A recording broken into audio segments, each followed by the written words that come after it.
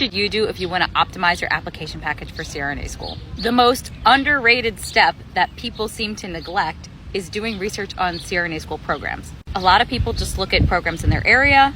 If you are not tied to a house and a partner and kids and have to stay in your area, that is a huge mistake.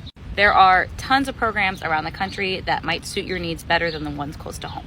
After you find programs you might be interested in, then start to dig deep on their websites for their specific program requirements and attend their open houses so you know what the program directors specifically want to look for.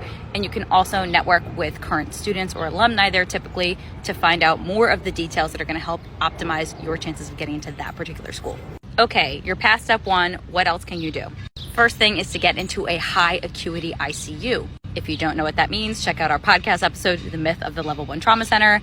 I'll give you a hint. No, you don't have to work in a level 1 trauma center to have high acuity experience. How many hours you need of ICU experience is going to depend on the rest of your application package. The average amount of ICU experience that CRNA students have across the country is 3 to 5 years. So what's the ideal timing to apply, knowing that statistic? Different schools have different timelines from the time you apply until the time that you actually start the program. For example, Villanova University in the Philadelphia area, it can take 2.5 to 3 years to actually start the program from the time you apply. So it's okay to apply to that program very, very early. I lived in Philadelphia at the time, so I applied at the 18-month mark to my top 3 programs. 2 of the 3 of them had 3-year waiting periods before actually starting. But for the majority of programs, you're going to want to apply after you have about 2 years of high acuity ICU experience. That's the rule of thumb for most people. Okay, so step 3, what about GPA, grade point average? A 3.5 GPA is considered competitive at most programs, greater than 3.5. A lot of programs, if your GPA is less than 3.5, they might ask you to take the GRE. GRE is still required at about 50% of schools. It's starting to fade away, however. I had a 3.9 GPA in both of my undergraduate degrees. This is one thing that allowed me to apply to CRNA school early and get in early.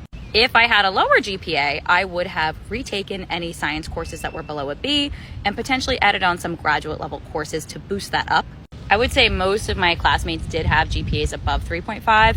The other thing you can do to help buffer your application package if you have a GPA that's non-competitive is to have more time in the ICU, take on more leadership projects, do more research projects, and get more shadowing hours. Just try to buffer your package in other ways. That brings me to other ways to help get an edge. Get involved in research, get involved in quality improvement projects in your unit. We actually have a 4-part lecture series on this in the Confident Care Academy membership. If you're already a member, make sure to check it out.